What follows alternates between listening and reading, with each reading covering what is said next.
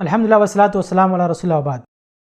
ایک سوال یہ آتا ہے کہ کیا قربانی میں عقیقہ ہو سکتا ہے کہ نہیں، یعنی جو جانور ہم اللہ کی رضا کے لیے عید الاضحیٰ میں قربان کرتے ہیں کیا اس کے ساتھ میں عقیقہ ہو سکتا ہے کہ نہیں؟ تو اس کا جواب یہ ہے کہ نہیں۔ قربانی ایک خاص عبادت ہے اور عقیقہ ایک الگ چیز ہے۔ جو بچہ پیدا ہونے کے بعد 7ویں دن جانور ذبح کیا تھا وہ ایک الگ چیز ہے، اور یہ جو قربانی ہے یہ ایک الگ چیز ہے، وہ علیحدہ مطلوب ہے، یہ علیحدہ مطلوب ہے۔ اس لیے دونوں کو ایک ساتھ کر کے ہم ایک ساتھ دو عبادت نہیں بنا سکتے کہ قربانی بھی ہو گئی اور عقیقہ بھی ہو گیا۔ یہ تو بالکل ایسے ہی ہے کہ جیسے کسی کی ظہر کی نماز چھوٹ گئی اور وہ عصر کی نماز پڑھنے آیا اور یہ کیا سوچ رہا ہے کہ عصر کی نماز پڑھوں گا، یہ ظہر بھی ہو جائے عصر بھی ہو جائے، تو ایسا تھوڑی ہوگا۔ بھائی ظہر کی نماز الگ سے فرض تھی اور عصر کی نماز الگ سے، دونوں 4 رکعت ہے اور دونوں کا طریقہ ایک ہے۔ تو اب کوئی مس کر دیا ظہر کی نماز اور عصر میں آ کے 4 رکعت پڑھ رہا اور بول رہا کہ اس کے ساتھ میں ظہر بھی ہو جائے عصر بھی ہو جائے، تو ایسا نہیں ہوتا ہے۔ تو ایسے ہی قربانی اور عقیقہ ایک ساتھ نہیں ہوتا ہے۔ اس لیے جو حضرات قربانی کر رہے ہیں وہ یہ ذہن میں نہ لائے کہ ہم عقیقہ کر رہے ہیں، کوئی ایک ہی چیز کر سکتے ہیں، آپ یا تو عقیقہ کیجیے یا قربانی کیجیے۔ قربانی اور عقیقہ دونوں ایک ساتھ نہیں ہو سکتا۔ اچھا، اس کے علاوہ ایک دوسری شکل کچھ لوگوں نے اپنائی ہے قربانی کے موقع پر عقیقے کی۔ وہ کیا؟ وہ جو حصوں والی قربانی ہوتی بڑے جانور کی، تو بڑے جانور میں 7 حصے ہوتے ہیں، بڑے جانور میں 7 لوگ شریک ہو سکتے ہیں۔ تو کچھ لوگ کیا کرتے ہیں، ان 7 میں سے ایک حصہ عقیقے کے لیے خاص کر دیتے ہیں۔ ایک جانور، بڑا جانور طے کیا کچھ لوگوں نے، اب اس میں 7 حصے ہیں، اب کچھ حصے قربانی والے ہیں اور اس میں کچھ حصہ عقیقے کا فکس کر دیتے۔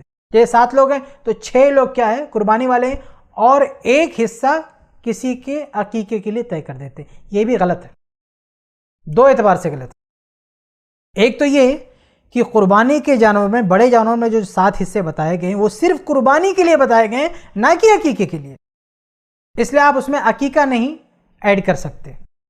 دوسری وجہ یہ ہے کہ عقیقے میں بڑے جانور سے عقیقہ کرنا یہ ثابت ہی نہیں ہے بلکہ خلاف سنت ہے۔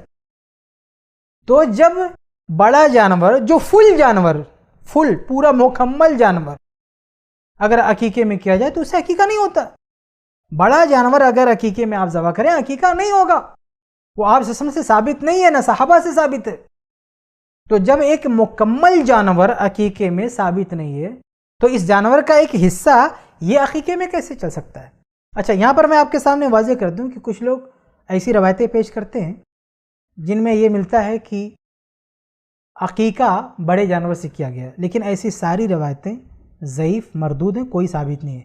مثال کے طور پر طبرانی کی ایک روایت ہے، جلد 1 صفحہ 150، اس میں یہ ہے کہ آپ صلی اللہ علیہ وسلم سے نقل کیا گیا کہ آپ نے فرمایا کہ جس کے بچہ پیدا ہو وہ اونٹ، گائے وغیرہ سے عقیقہ کر سکتا ہے، لیکن یہ روایت صحیح نہیں ہے، بلکہ یہ جھوٹی روایت ہے، موضوع، من گھڑت، فیبریکیٹڈ ہے۔ کیوں؟ کیونکہ اس کی سند میں ایک راوی ہے مسعدہ ابن الیسع، یہ کذاب راوی ہے، جھوٹا راوی ہے۔ ایسے ہی ایک روایت انس بن مالک سے نقل کی جاتی ہے، یہ موقوف روایت ہے، یعنی مرفوع نہیں، موقوف روایت ہے۔ یہ المعجم الکبیر میں ہے، جلد 1 صفحہ 244، اس میں قتادہ ہیں، ان کا عنعنہ ہے، اس لیے یہ روایت صحیح نہیں ہے۔ انس بن مالک کا اثر ایک اور کتاب میں ابن ابی شیبہ، مصنف ابن ابی شیبہ میں، اس میں ایک راوی ہیں حریث ابن السائب، ضعیف راوی، اس لیے اثر بھی ثابت نہیں ہے۔ ایسے ہی ایک اور صحابی ہیں ابو بکرہ رضی اللہ عنہ، ان کے تعلق سے ایک روایت نقل کی جاتی ہے، امام ابن ابی دنیا کی کتاب میں ہے، تو اس میں یحییٰ بن میسرہ ایک راوی ہے، ضعیف راوی ہے، ان سے بھی ثابت نہیں ہے۔ تو یہ کچھ حدیث اور آثار ہیں جو لوگ پیش کر کے کہتے ہیں کہ بڑے جانور سے عقیقہ ہو سکتا ہے، لیکن اس میں کچھ بھی ثابت نہیں۔ اور دوسری طرف صحابہ کرام سے یہ ملتا ہے کہ انہوں نے عقیقے میں بڑے جانور کو لانا اور اس سے عقیقے کرنے کو ناپسند کیا، بلکہ ایک روایت ہے کہ اماں عائشہ رضی اللہ عنہ کے تعلق سے دیکھیں، امام طحاوی کی کتاب شرح مشکل الاثار، جلد 3 صفحہ 68، اس میں ایک روایت ہے کہ عبد الرحمن بن ابی بکر کے یہاں ایک بچہ پیدا ہوا، فقیل علی عائشہ، تو اماں عائشہ رضی اللہ عنہ سے کہا گیا کہ یا ام المؤمنین، اے اماں عائشہ، اقی عنہ جزورا، کہ اونٹ ذبح کر کے عقیقہ کریں؟ فقالت معاذ اللہ، تو اماں عائشہ نے کہا اللہ کی پناہ، ولیکن ما قال رسول اللہ صلی اللہ علیہ وسلم شاتانی مکافات، کہا نہیں یہ نہیں ہو سکتا، ہم اونٹ نہیں ذبح کر سکتے، بلکہ جو اللہ کے نبی نے کہا وہ ذبح کریں گے۔ اللہ کے نبی نے کہا 2 بکرا ذبح ہوگا ہم 2 بکرا ذبح کریں گے لیکن اونٹ ذبح نہیں کریں گے۔ تو دیکھیں اماں عائشہ رضی اللہ عنہ نے سختی سے منع کیا، جب ان کے سامنے کہا گیا کہ عقیقے میں اونٹ یعنی بڑا جانور ذبح کریں گے تو سختی سے منع کیا، کہا نہیں یہ نہیں ہو سکتا۔ تو پتہ چلا کہ صحابہ کرام اس کو پسند نہیں کرتے تھے۔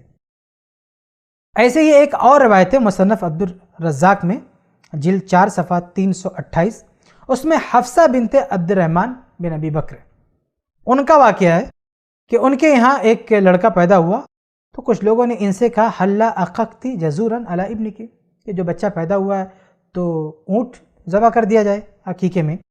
فقالت معاذ اللہ، تو انہوں نے بھی کہا اللہ کی پناہ ہے، کہا کہ قانت عمتی عائشہ، کہتی ہیں کہ اماں عائشہ فرماتی تھی علی الغلام شاتان، کہ 2 بکری ذبح ہوگی بچے کے لڑکے پر، وعلی الجاریہ شات، اور لڑکی ہے تو 1 بکری۔ تو حفصہ بنت عبد الرحمن نے بھی اس پر نکیر کیا اور کہا نہیں یہ نہیں ہو سکتا۔ تو پتہ چلا کہ صحابہ اور تابعین اس بات کو درست نہیں سمجھتے تھے کہ عقیقے میں بڑا جانور ذبح کیا جائے۔ تو جب عقیقے میں بڑے جانور کی سرے سے گنجائش ہی نہیں ہے تو قربانی میں جو حصے ہیں اس میں ایک حصے میں عقیقہ شامل کر دینا یہ کیسے درست ہو سکتا ہے؟ خلاصہ کلام یہ کہ قربانی میں عقیقہ کسی طرح نہیں ہو سکتا، نہ تو اس طرح کی جانور میں عقیقے کی نیت کی جائے، نہ اس طرح سے ہو سکتا، اور نہ اس طرح کی جو حصوں والی قربانی ہوتی ہے اس میں کوئی ایک حصہ عقیقے کے لیے خاص کر دیا جائے، اس کی بھی گنجائش نہیں ہے۔ اللہ سے دعا ہے کہ اللہ تعالی ہم سب کو صحیح سمجھ عطا فرمائے اور کتاب و سنت سے جو ثابت شدہ مسائل ہیں انہی پر عمل کرنے کی توفیق دے، آمین یا رب العالمین۔